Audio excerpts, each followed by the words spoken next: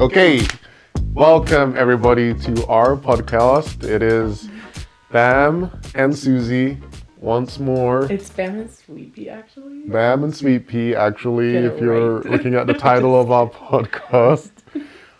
Coming at you again, live. Well, not live, probably, with another podcast. Our topic today. We're live right now? Yeah, big surprise. You're literally in our house watching us right now. Okay. Not really. Today, our topic is what's so great about nursing anyway? Might not be the best title, but we're talking about nursing today. Susie is a nurse. If you didn't know, now you know. That's her job. That's her 9 to 5. That's her grind. She's been a nurse for how many years? I've been a nurse for 5 years. Well, sort of. And you were a CNA before that. What's a CNA? I was a CNA for a brief period, a certified nurse assistant, and then I was a receptionist because I almost broke my back. We'll get to that on your nursing journey. Yes, those are my careers. Okay. That's it. All right, so this is going to be more interviewy than even the last one was kind of interviewy. This is going to be even more so. Okay, so our icebreaker for today is: what did you want to do as a child? As a child, I wanted to be a veterinarian. Okay. Why? I thought I liked animals that much. I've now realized that I like animals, but not that much. Mm-hmm. I'd rather care for a human. I'd rather expend my energy and go home exhausted and sometimes not feeling the best, having done good toward a human who I believe has intrinsic value because they have eternal soul versus an animal which I don't believe has an eternal soul. Mm-hmm. Yes. That's a very theological view of it. Okay. But I also don't want to be a doctor. I didn't want to go to med school. And I'm pretty sure they go to med school level education. Not 100% sure about that. But. You didn't want to be a veterinarian doctor, you mean? Or a human doctor? What did you mean? Either. Oh, I did want to be a dentist for a while. Don't know why I was terrified of the dentist for a long time. Somehow got into my head I wanted to be a dentist, then looked up what you have to do for school and saw that you had to have a cadaver, and I thought, oh, that was the grossest thing ever, and I was like, yeah, no. And now I'm whatever. I probably wouldn't bother me now, but because of what I do, but yeah, then it was just the grossest thing ever. Well, what do you mean you had to do that for school? You have to know the body really well. Mm-hmm. Muscle groups, nerve groups, detailed to the point of crazy. And the best way to do that is on the human body, but obviously if you're to cut up live humans, you go to jail. So people donate their bodies for that purpose, and you get a cadaver that you work on. Mm-hmm. At least that was my understanding then of dental school. Not 100% again about that. I know for medical school at least they do that. So. But as a nurse, you didn't have to work in nursing school. You didn't have to work with cadavers. Certain schools you do. My school, certain schools, the prerequisites you would have to, for anatomy and physiology, to understand it really well. Some schools you would, but my school didn't. Okay. Well, and in the long run, working with cadavers isn't actually, it's kind of a day-to-day thing for a nurse. It's a day-to-day thing? Well, not a day-to-day, but it's... Dead bodies. Dead bodies really. Are part of the job. Sorry. Kind of. Depending on your line of work, I guess, yes. Bodies in general. It's not... We do post-mortem care, which means after you die, but for the most part, nurses don't normally deal with living beings. So, sort of. They don't normally work with living beings? They do normally work with primarily living beings. And once they're not living, they normally go to the morgue. But I mean, we do postmortem care depending on our job. Most areas of nursing, you're gonna see that. There's some like outpatients and like if you're doing like managery, high level stuff, not really, but people die. People die. Well, I mean, shout out to Tosin, my sister, who her first like nursing school placement was in hospice care, and I think that was my first like realization that to be in healthcare, and not all healthcare, but to be in some forms of healthcare means that you are with people as like they make that transition from life to death, which is such a unique experience. Like the vast majority of people, maybe they'll be at the bedside of their parents or like a close friend. Um, but if you're in that work line of work, you may be in that position many times. I mean, in hospice care often. And Susan was telling me people actually want to be in that profession. Like they're not forced to be. Some people even seek out that line of work. Um, so maybe my question for you, Susie, is, I mean, maybe maybe is a good way to get to it. That for the average person, it might be like hospice care. Like hospice care is looking after people who are terminally ill. We know that they are very likely to die. There's no need for any further medical treatment. I mean, why am I explaining this? Maybe give us a short synopsis of hospice care and why would somebody intentionally want to work in that with your experience as a nurse?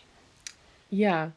Um, I'm not gonna get this 100% right because there's palliative care and there's hospice care, and for some reason they're always very confusing for me, the difference. Hospice care is when I believe you have a current diagnosis from the doctor, at least in America, you have a current diagnosis from the doctor that you have 6 months or less to live. Mm-hmm. Whether or not that you're actually going to die in 6 months is not, it doesn't always occur. And some people go for a long time on hospice, and some people even graduate hospice, which means that they're no longer declining.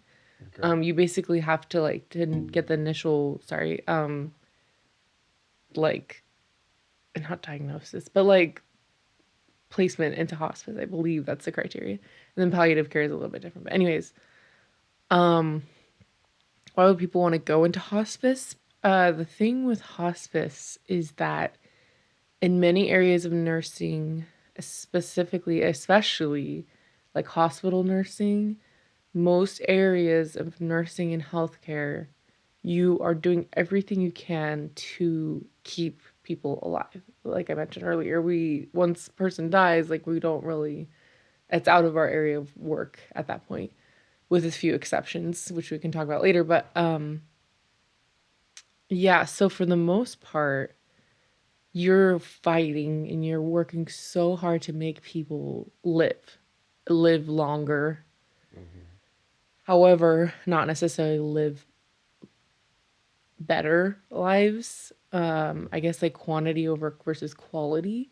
So sometimes a lot of people, doctors, nurses, healthcare workers, they lose sight of like the quality of life and they only can see quantity.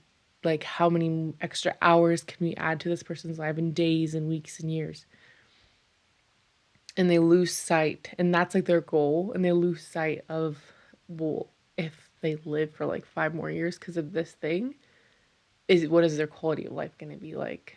Are they going to be like miserable? Like you think of like people on chemo, and I'm not saying chemo is bad or anything, it saves lives, definitely, but some people, all it does is extend their life a little bit longer, but it changes their life to be the quality to be a lot worse.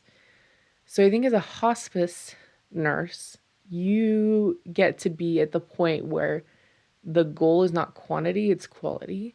Mm-hmm. And you no longer are focused on, we're just trying to get you to live longer. You're focused, I believe, is my understanding.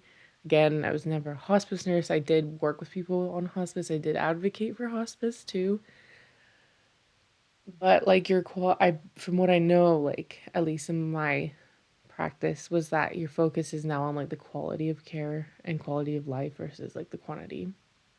Like for example, I'd be giving like daily and multiple injections of like harsh drugs to the particular patients to try and get them to like get fluid off so that they can not go into heart failure and such and such. And then it's very aggressive, it's painful, it like disturbs their day. They're thinking about all day is like centered on their treatment, but they're not really doing anything fun. They're, like I said, their quality of life is not good. And I've advocated for those people. Like, I think it's time to talk about hospice with them. Like, told providers, like, this is going a little bit too far. Like, we're not, because sometimes the patient doesn't even know about hospice, Sure. or all they know about it is like, that's like my sentence to die. And so, like, sometimes as a nurse, it's our place to be like, I think you need to have a conversation about hospice with this person, because at this point, it's like going too far. Like, they're miserable, and to them, they might not know any other option than that. So like They're too afraid to die, but they don't know about that transition of like, we're not just like gonna let you out on the street to die, but we're still gonna care for you, but like not in the way that we are now. We're gonna focus on something different.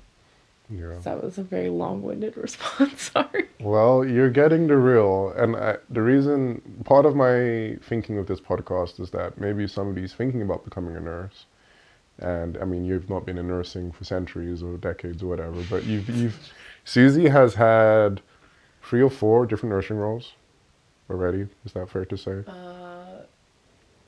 Something like that. And these are different specialties. So she's currently in the OR, but she has been in rehab.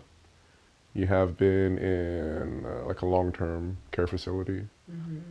Am I missing one? You want me to say? Yes. Okay. I started out in rehab, physical rehab slash long term. It wasn't really long term. It was called a subacute facility. So we were the middle point between a hospital. People are too acute to go home or to go to their care, like, living place. So they come to us for usually around 2 weeks, sometimes longer, and rehab, and then get treatment or whatever, wound care, IVs, all that. And then either transition to long-term care, go home, or they need to go for adult family home. Worked there. Then I moved and I started working I was kind of desperate for a job. And so I found a job that I never thought I would ever even think about considering, but I was really desperate for a job. So I did substance abuse and alcohol detox, which everyone told me not to do it, and I actually enjoyed it a lot more than I thought I ever would. I left that for different reasons, and then briefly did some contract work just testing outpatient. It was like doing COVID testing. And then I started in the operating room, which I've worked at several places, but yeah, since then I've worked in the operating room. So my thoughts and my hopes is that somebody maybe considering going into nursing can maybe glean a little bit of information from this conversation. What is it like to be a nurse? What is it like to get started? What kind of things can you ask yourself now? Am I this kind of person? How do I react to blood? How do I react to sick people? Like, I mean, maybe you'll be able to give everybody more information on what you see in other nurses. I mean, you precept currently, so you kind of give people some kind of training or on the job shadowing as they're kind of progressing to becoming a nurse that would work by themselves.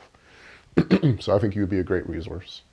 So hopefully you learned something from this. And I mean, and even if maybe you're just curious, what does Susie do? What do nurses do? Do they just, I mean, I know somebody's told Susie before, you guys just sit around. What do you even do? So maybe we can actually shed some light on what nurses do. All right, so let's say I am in high school right now in America, and I'm thinking about becoming a nurse. What kind of time span am I looking at for like school to become a nurse? What kind of grades? Do I need to be a grade student? Like just like what are like some of the entry level things? Like to become a nurse, you have to at least do this. So in high school, you should try and get good grades to get into most jobs. I would say get good grades just so you learn basic stuff because everything is like if everything builds off itself. So just to say that it will help you if you have better grades. Obviously, the higher your GPA, the better grades are, the better you will do and have a chance. However, that is not the only contributing factor. And it really depends on where you go to school. So some schools go on point based systems where like say every A you get is like 10 points and every B is 9 point and they grade, they scale your core curriculum, they make it into points and then that count towards you, and then you can also get some points based on depending on if you live in the state of the school, like you're a resident of the state, or if you have work in CNA, and there's a couple different things. So but it really depends on where you go to school. Some schools it's really about like a lot of things, like how many hours have you worked in healthcare, like volunteering or working as a CNA, or do you have any extracurricular things? So somewhere they're just it's just different wherever you go. I went to a point based, right? Yeah, I got into school at a point based school. So and it was very competitive. It's actually community college was extremely competitive for this area, which I had no idea. I was just like, oh, let me just apply. And I was very fortunate to have good grades, and I, you know, so that helped. The schooling falling or going leading into like the actual nursing school also depends on where you go to school. So if you say you go to university, you're probably going to do 2 years of undergraduate school, Okay. and then again it's so different. Like some you might apply a little bit earlier, some a lot of apply after those 2 years of prerequisites like chemistry, biology, all those different things. You apply to the nursing school if you get in. If like say you're at a university, most of them you finish those last 2 years of nursing school. Again, sometimes you start at the first year and do 3 years of nursing school. And again, depending on where you go to school, you can either finish with a bachelor's degree or you can finish which is BSN, Bachelor's of Science in Nursing, or you can finish with an ADN, which is an associate's degree of nursing. But for the most part, most places you're gonna do 2, maybe 3 years of prerequisites, depending on how many you fit in you know, your course load. And then if you're doing an ADN, it's pretty much I think always 2 years. You can do that. You can sometimes do an accelerated bachelor's program, which can be 1.5 years. Okay. You go through school all through the summer. You can do a traditional bachelor's degree. Again, it's very There's a different. lot of different options. So you're looking at kind of, excuse me, like a year and a half at the shortest possible, and then for the full bachelor's, you're looking at 4 years. A year and a half after your A year and a prerequisites half are after done. prerequisites. So So the like lowest would be 3.5 3, years, and the maybe highest would less. be 4. Yeah, it's usually like a typical bachelor's takes 4 years in America. So that is like the standard of nursing school, I would say. For me in Washington State, there's a program called Running Start where you can get your associate's degree while you're in high school. You can go do college classes. So I did pretty much almost all my prerequisites in high school, which is really fortunate because they were all paid for. And I got a scholarship to the University of Washington, so I just went there for fun, basically, which was fun and it was good. And then I came back and I was gonna initially go to that school, but it was really competitive. I think that's the number one nursing school in America. And I don't think I even applied. I was like, I had lots of things going on. Anyways, and I ended up going to Clark College, which is a really good community college here in Vancouver, Washington. And that was an associate's degree in nursing.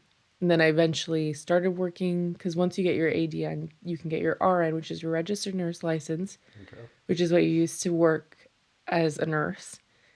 And then I went back to school while I was working as an RN. I went back to school and like took part-time classes to get my BSN. And it was like maybe a year part-time, like super part-time classes. And so now I have my BSN. So when you get your ADN, you can actually get your nursing license at that point and start working. Yes. But you can do a little bit of further studies and get your bachelor's. And that, what's the advantage of getting a bachelor's? I'm very biased. I think it's really dumb that anybody has to get their BS. It was it was a transition. A lot of old nurses don't have their BSNs because it's like more of a newer thing because more college I guess makes you like way smarter or something. I am biased because I got my ADN and ADN programs I think give you everything you need to be an RN. Okay. I got my RN, passed the NCLEX with flying colors, which is the nursing licensing exam. I didn't have any problems. Mm-hmm. And when I went back to get my BSN, it was almost a lot of the classes were identical, almost literally to the classes I did my ADN. And the only reason why I got my BSN, because not all hospitals, a lot of hospitals, however, have said we will only hire you if you have a BSN, which is kind of, in my opinion, a little bit ridiculous. I know that's a controversial subject, We're not but afraid of being controversial here. yeah, which I think is kind of ridiculous because again, I was working as an RN, had my license, doing everything that RNs were doing, and when I went to get my BSN, it was very similar classes to what I've already done, just in like a faster process. And the difference of what I have heard is that ADM programs prepare RNs to be like they prepare people to be like right out of school, like jump into being an RN and like skill wise be a lot more successful. That's just what I've heard. Again, I'm not knowledgeable of every program. At least my program, like we had a everybody did really well for the most part, and we had a really high pass rate of the NCLEX, which is really important because that tests you on your knowledge of being a nurse and all that. So, anyways, that's my opinion. Also, if anybody is looking into it, I highly recommend if you can to get your ADN because it is much cheaper usually. Okay. And when you go to get your BSN, it's usually much more expensive, like Okay. probably 10 times the amount, if not more, than what.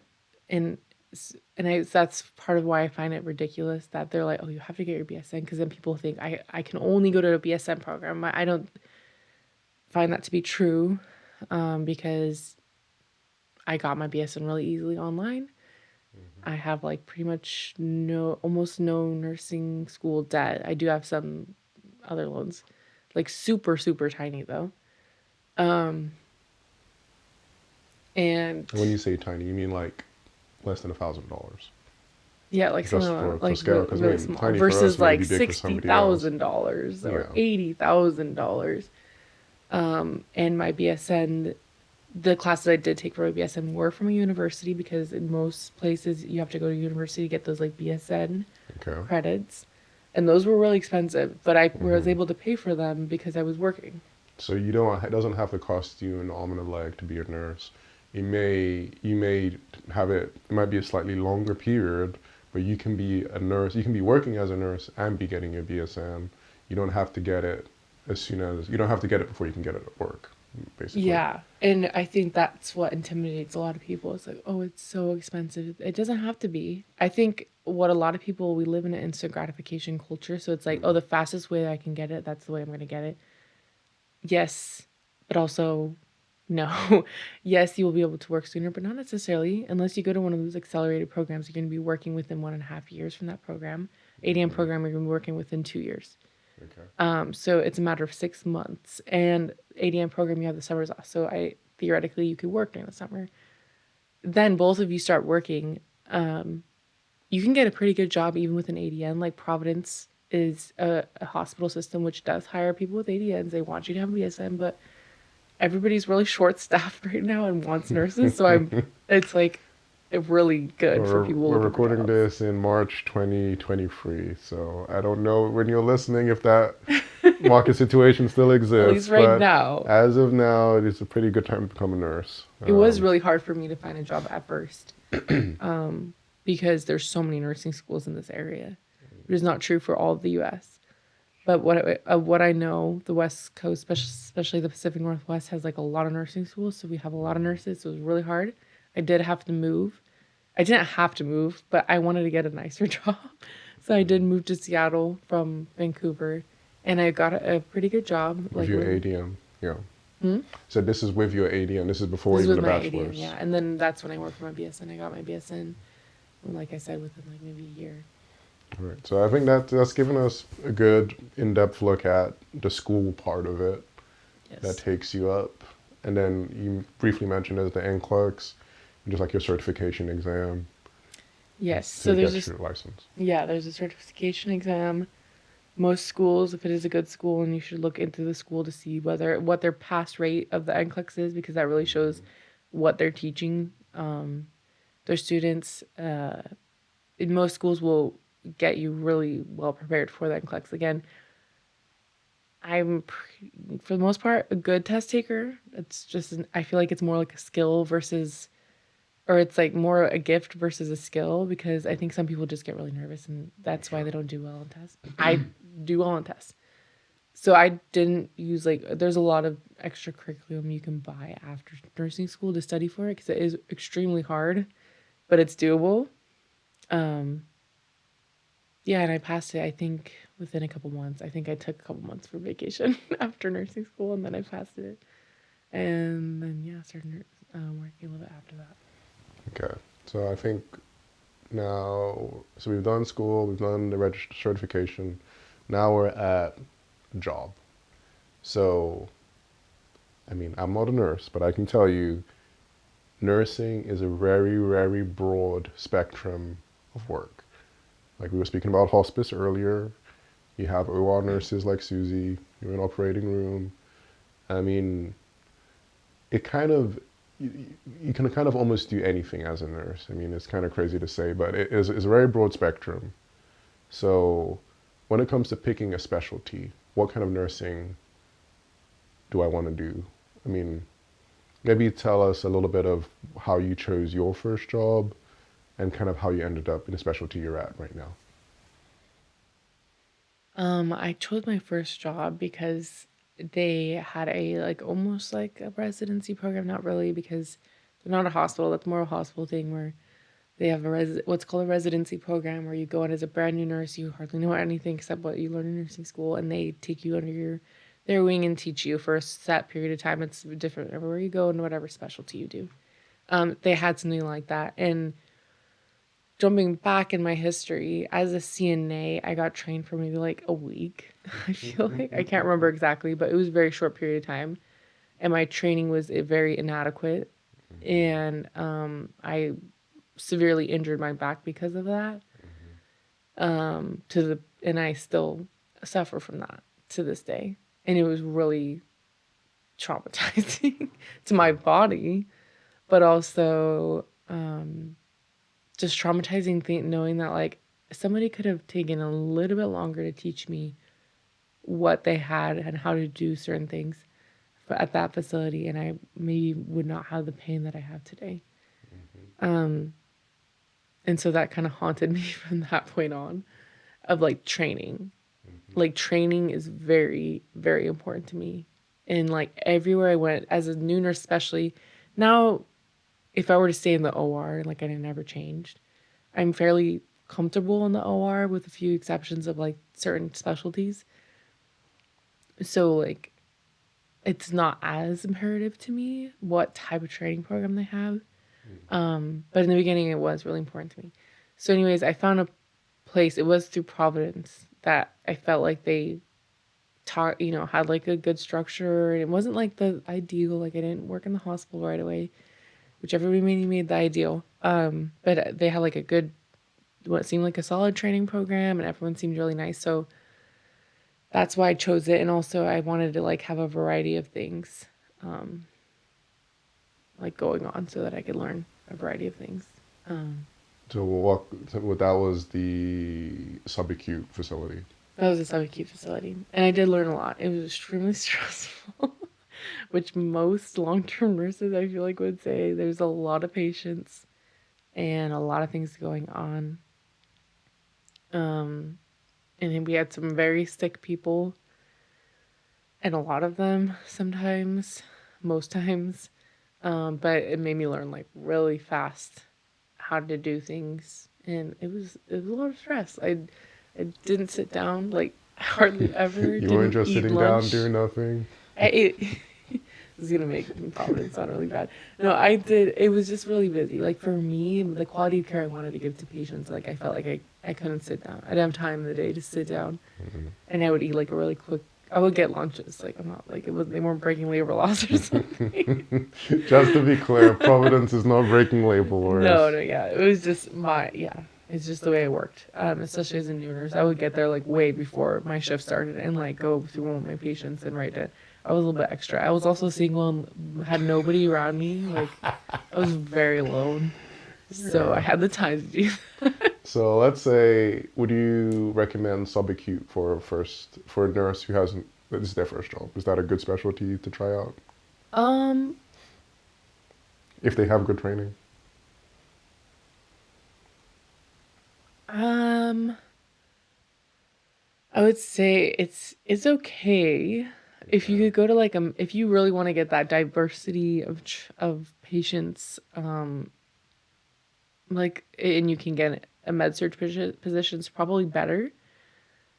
Just because a med surge, for context, like on a med surge floor, most people get like 4 to 5 patients during the day, 3, 4, 5, and we were getting, granted, we were getting subacute patients, so they were not as sick, but they were very nearly as sick. I feel like at some points as med surge people, but we were getting like 11 to 12.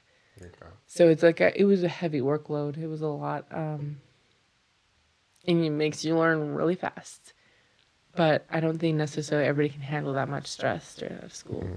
I Okay, was so probably not a good place to start. so probably med surge because that's similar. It's a little bit they're a little bit sicker or they're sicker for sure, but you have less people to take care of so that you can maybe handle the stress a little more. It's still med surge is still also a really hard specialty or area to be in. It's not easy by any means. Well, I mean, and maybe that'll be a theme. There probably isn't any easy, right, like where you do nothing as a nurse. There's always going to be an element of it's going to be hard to some extent. I mean, you worked in a substance abuse place, so these people are not sick in the normal sense of the word sick, but maybe like how about that as a first-time job? Um, Again, like I feel like that's an interesting question that's hard to answer because I feel like anything can be a first time job. I mean, A yeah. lot of people recommend to a lot of school, at least my school recommended, a lot of people recommend go into med search first because you'll learn a lot of different patient populations, pathologies like illnesses and diseases, medications, things like that. Which is true. And if you're not really sure what you want to do, that's a pretty good place to start because then you're like, well, I have a good foundation to go like a lot of places. But I don't necessarily agree with the mantra that like, oh, you can only go to med search first and then you can go somewhere else. Like if you already know where you want to go and you get into that place and they train you, by all means, like go do it. Like don't let that hold you back because I don't really agree with that. Substance abuse, detoxing is a very interesting line of care because you are dealing with sick people. They're specifically, especially alcoholics that are detoxing, they can die from that. They're the only thing you detox that you can die from, and it can be you can be very violently ill, like in the ICU, like if you're not properly cared for. So they are very they can get sick, Well, sorry, really I sick. mean in a way they're not stereotypically sick. I Like mean, they're not coughing on you and like have the flu, you know. yeah, it's more like a self-induced almost sickness. No, it's not self-induced in the sense that like they're telling themselves to be sick. Like their body is withdrawing from something that their Sure. brain is dependent on, so they can get really sick. The other substances, they feel very sick. they're not necessarily going to die, but they feel very sick and not good. You also have the aspect of the mental health part, because most people who are going through that have some sort of mental health problem coming with it. So it is an interesting mix of both of those. But I feel like it leans more towards the psychiatric care side of it. And I enjoyed it. It was, yeah, it was not something that I ever thought I would ever get into, but it was something, and I never thought I would like it as much as I did, but I did. So. All right. Well, and now, for where you are right now, you're in the OR, and you have a lot of first-time nurses coming into the OR as well. So, I mean, how would you pitch the OR for somebody coming out of their BSN or ADN program? I think the OR is a really good place for like technical people who like a really fast changing technology, medical technology. If you're very organized, it's a good place for those type of people. If you like patient care without talking to the patient, If you don't want to talk to patients, it's a good place to that's be. also what I like talking to patients. It's kind of that was the part of that I was sad that my patients are asleep. But you do get to you get really close with your team. So if you're like a really team oriented person, if you're not a team oriented person, do not go to the OR, because you will not fit. I mean, you can do it, but it will not be that great. Yeah, it's an area of nursing that is like, you're seeing so many crazy things that people will never see in their life unless they're like, I don't know, in like a trauma, a very traumatic situation. And you're seeing those things every day, and you're seeing it is a little bit of an instant gratification job, because I mean, like, you're seeing things change really rapidly.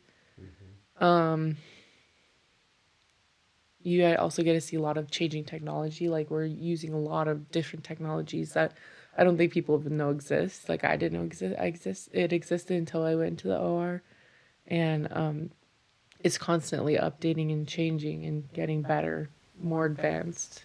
So if you don't like having to learn a lot of new things, you don't like things like one year we're doing this, the next year that thing has changed, it might not be a good place.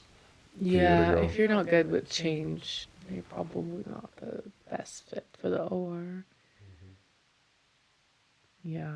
Well, there's still people in the OR who are not good with change, but you have to be constantly learning. I feel like I don't. Some days are like, oh, I'm kind of coasting. But for the most part, like, yeah, you're always learning new things, little things here and there. You never really get comfortable, I guess. It's definitely not a boring place. Okay. I feel like. Okay. Well, I think we've kind of given a nice, giving people a little different little tidbits about different specialties, different places they could go, different places they could start at. Yeah, I think we've done a good job of kind of giving like a broad overview. What's a common misconception about nurses? Common misconception. I don't know. Do you have one? I can refute or confirm it. So I just sprung that out of you out of nowhere. I feel like I'm in a work interview. I'm like, what's something that you've done to de-escalate that? Let's see. I don't know. I mean, there's one we said already. Like, what do nurses do? Like, nurses do nothing. That's not true. I think there are areas of nursing where you can coast really, like, a lot, where it's like you know what you're doing and it's pretty much the same all the time, and like you can kind of coast.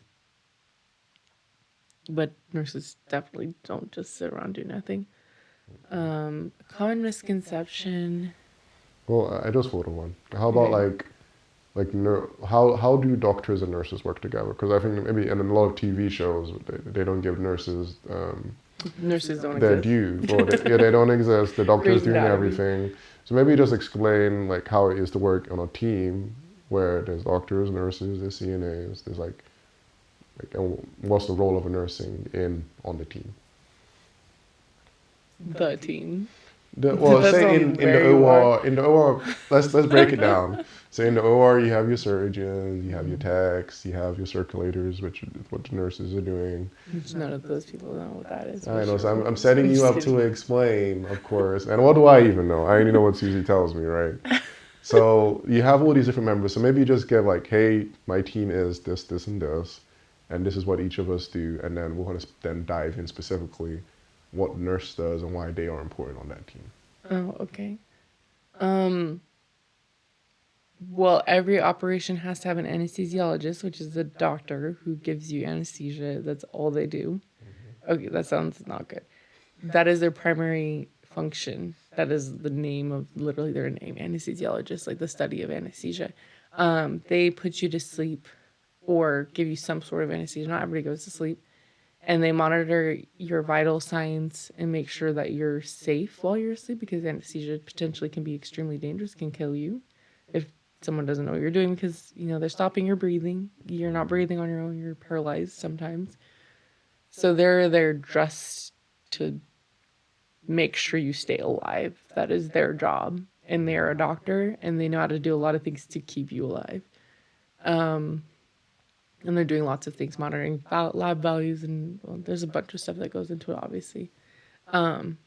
General overview, though, they put you to sleep and maintain you in that sleep until it's time to wake up, and keep you alive in that sleep under the anesthesia. Then you have to have a surgeon, of course, who I hope everyone knows what they do. They do the surgery. Okay. They're also a doctor. And then you have what is called a surgical technologist, scrub tech. They're not all surgical technologists. Scrub person, that can be a nurse, okay.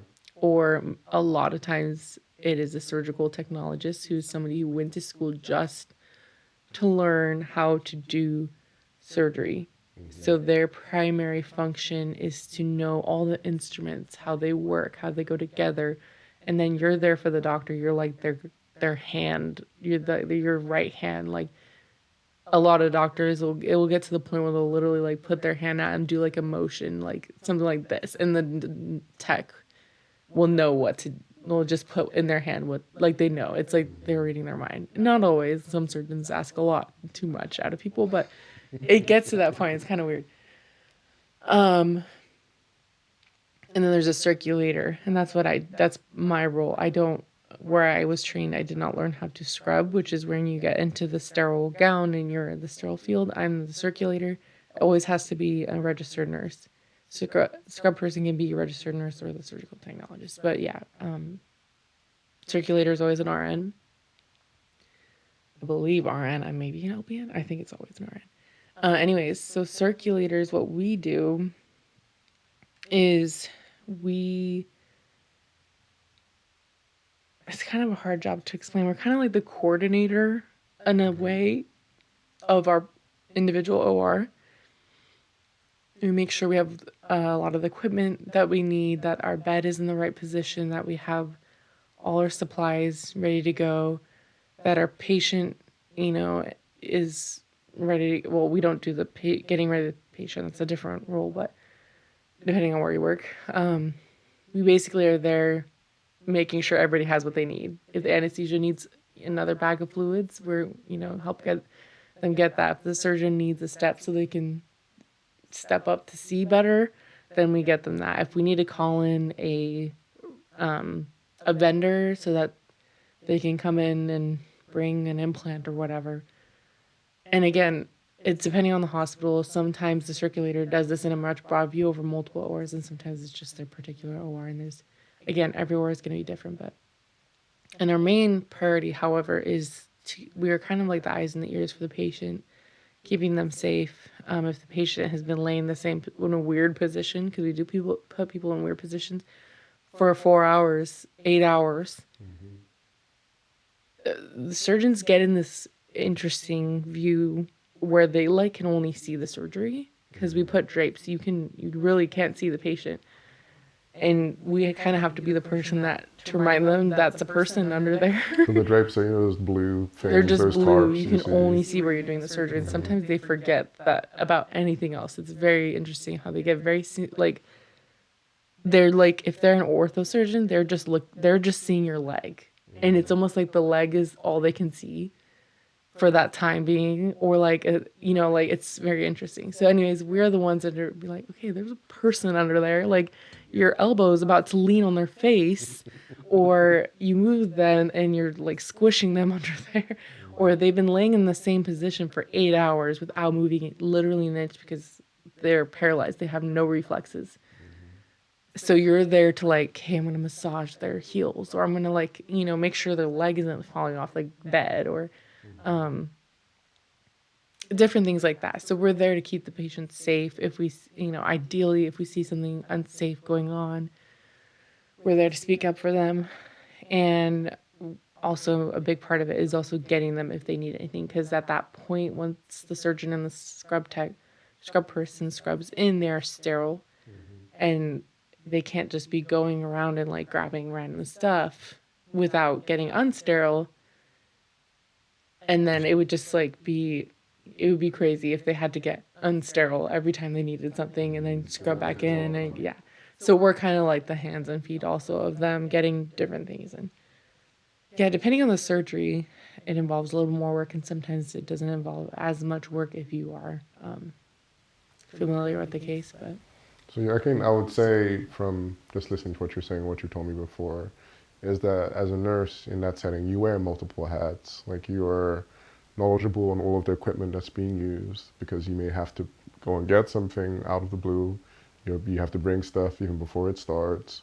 You're aware of the patient status as well as like the tools and the equipment. You're also looking at how the patient's being monitored. So you're kind of sharing a little bit of the anesthesia role. You're sharing a little bit of the scrub tech role. You're knowledgeable about the operations as well because you need to know what they're doing to know what tools they need.